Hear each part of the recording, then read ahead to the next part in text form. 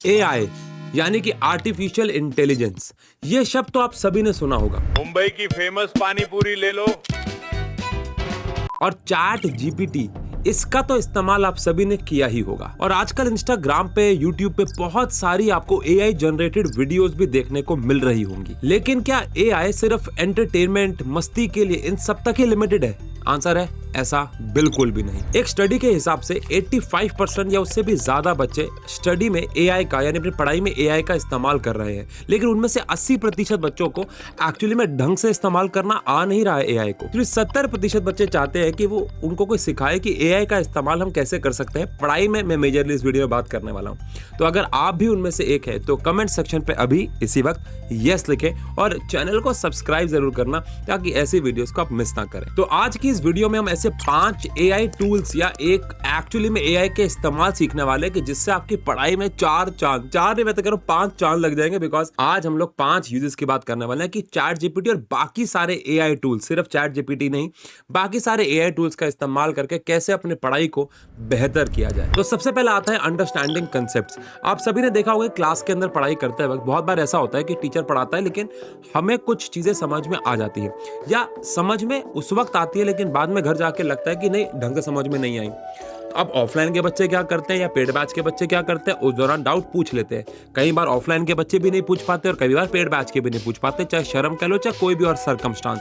लेकिन बहुत सारे बच्चे तो ऐसे जिन्होंने ना तो कोई पेड बैच ले रखा है और ना ही वो ऑफलाइन जाते हैं। तो उन सब के लिए चैट जीपीटी एक डाउट सॉल्विंग प्लेटफॉर्म बन सकता है बिना किसी एक्स्ट्रा पैसे दिए। आओ समझते हैं। अब होता क्या है ना कि जब कोई डाउट आता है तो अगले दिन तक का वेट करना पड़ता है कि लेटर सपोज मैं टीचर से जाके पूछूंगा, पता नहीं अगले दिन भी डाउट क्लियर होगा कि नहीं। तो उस जगह पे भी आपकी बहुत हेल्प करेगा। अब जैसे कि चैट जीपीटी है, जेमिनी है, परप्लेक्सिटी है, ये कॉम्प्लेक्स चीजों को आपको आसान भाषा में समझा के दे सकते हैं। लेकिन बड़ी अच्छी बात ये जो ज्यादातर बच्चे नहीं जानते कि हर एक की अपनी एक खास बात है। जैसे कि परप्लेक्सिटी जो है वो एक्चुअली में आपको ट्रस्टेड सोर्सेज से आंसर देती है और स्ट्रक्चर्ड वे में। चैट जीपीटी, क्लाउडी और जेमिनी से आप एक्चुअली में लाइन बाय लाइन एक डिटेल्ड एक्सप्लेनेशन ले सकते हो। और बड़ी इंटरेस्टिंग बात यह है कि इन्हीं सोर्सेज में अगर आपको कोई टॉपिक, एग्जाम्पल के तौर पे न्यूटन्स थर्ड लॉ समझ में नहीं आया तो आप वहां पे Newton's third law with funny और रियल लाइफ एग्जांपल्स अगर ये टाइप करके सर्च करेंगे तो आपको न्यूटन जी का थर्ड लॉ बहुत फनी और रिलेटेबल एग्जांपल से समझाएगा, जैसे कि साइंस एंड फन हमेशा से अपने सारे वन शॉट्स में समझाता आया है अगर आप हमारे वन शॉट्स देखते आए हैं तो। लेकिन मान लो आपके पास वन शॉट देखने का भी टाइम नहीं है तो AI आपकी कैसे मदद कर सकता है तुरंत। अब देखो, हमें ना कंसेप्ट क्लियर होने से मतलब है, अब वो चाहे कहां से भी हो, चाहे वो वन शॉट से हो चाहे किसी और माध्यम से हो। तो आप इस AI का इस्तेमाल एक और चीज में कर सकते हो जो कि सेकंड है और वो है समराइजिंग दी नोट्स। अक्सर बच्चों के साथ ऐसा होता है कि ज्यादातर बच्चों के पास नोट्स तो है बट कभी कभार वो नोट्स बहुत ज्यादा डिटेल्ड होते हैं।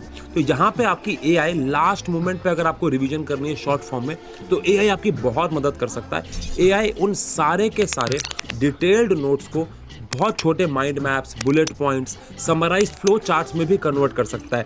AI की मदद से बहुत कुछ हो सकता है, आप समझे। जैसे कि नोटबुक LM, ये AI टूल एक्चुअली में आपके सारे डिटेल्ड नोट्स को पढ़ता है, समझता है और उनको एनालाइज करके उनकी एक समरी निकाल देता है। फिर आता है नोशन AI, ये आप यूज कर सकते हो स्ट्रक्चर्ड पॉइंट्स और ब्रेकडाउन्स के लिए। नोट्स के अंदर ही इसका इस्तेमाल कर सकते हो नोशन AI का। लेकिन मेरा पर्सनल फेवरेट है नोट यानी कि KNOWT। इससे आप फ्लैश कार्ड्स, समरी और प्रैक्टिस नोट्स बनाने के लिए इस्तेमाल कर सकते हो। लेकिन इसमें एक छोटा सा फीचर है चैट विद काई, KAI, जो कि स्पेशली बनाया गया है बच्चों के डाउट्स को सॉल्व करने के लिए। सर लेकिन अलग अलग टूल क्यों, कोई एक नहीं? बेटा ऐसा नहीं होता है, जिसका काम उसी को साझे। हर एक टूल एक बहुत अच्छी, हर एक टूल एक स्पेशल, जैसे दिल का डॉक्टर दिल की बीमारी के लिए स्पेशलाइज्ड है, दांतों का डॉक्टर डेंटिस्ट दांतों में स्पेशलाइज्ड है। बिल्कुल ऐसे ही हर एक टूल में कोई एक फीचर बहुत बेहतरीन होता है जो मैंने समझा है। तो हर एक के लिए अलग अलग टूल है। अब वो तब पॉसिबल है जब आप AI को यूज करोगे। किसके लिए? तो आंसर है क्वेश्चंस की प्रैक्टिस के लिए। जी हाँ, आप AI का इस्तेमाल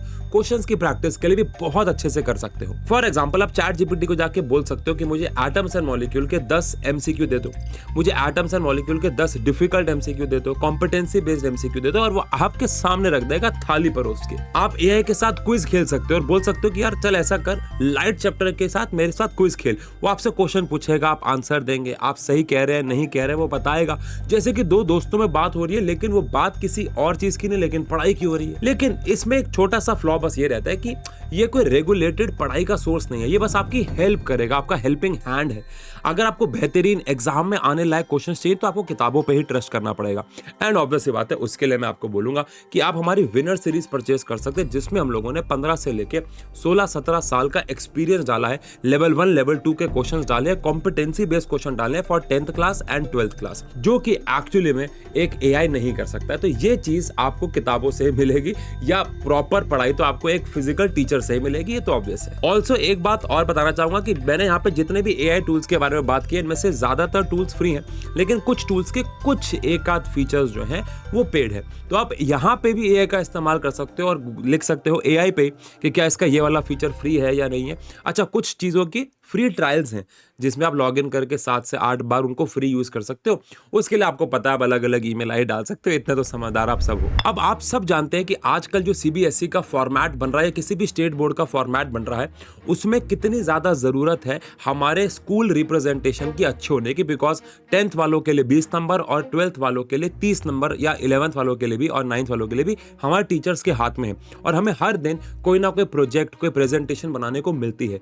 तो यहाँ पे हम चौथे यूज पे आते हैं जहाँ पे आप एआई की मदद से इन प्रेजेंटेशन और प्रोजेक्ट्स की मदद ले सकते हो। अब जैसे gamma.app करके एक टूल है, वहां पे अपने टॉपिक का नाम डालो और आपको 7 से लेके 8 स्लाइड की एक बहुत अच्छी एक प्रेजेंटेशन मिल जाएगी, पीपीटी मिल जाएगी। और बड़ी इंटरेस्टिंग बात यह कि इस साइट में शुरुआत के 400 यूजेस फ्री है, उसके बाद आप मेल आईडी चेंज करके वो तो बात कर ही सकते हो, लेकिन 400 पीपीटी बना सकते हो। तो आपको पूरे अपने पढ़ाई की जर्नी में बनाने की शायद जरूरत नहीं पड़ेगी और आप टॉपिक डालो, पीपीटी तैयार, उसमें भी बहुत अच्छे अच्छे डिजाइन आते हैं और अपने आप चेंजेस कर सकते हो। यहाँ पे ना एक और डिस्क्लेमर देना चाहूंगा कि बच्चों या बहुत सारे लोगों को मैंने इन सारी साइट्स का, इन एआई टूल्स का इस्तेमाल गलत करते हुए देखा है।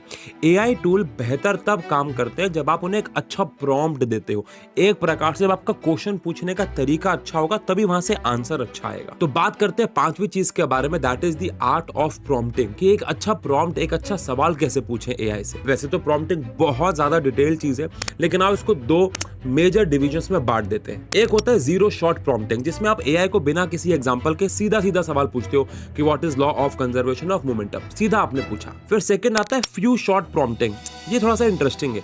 यहाँ पे आप पहले एआई को कुछ एग्जांपल्स देते हो, उसके बाद आप उससे कुछ सवाल पूछते हो। फिर आपने बोला कि if a reacts with b it gives c, the mass of a plus b is equal to mass of C.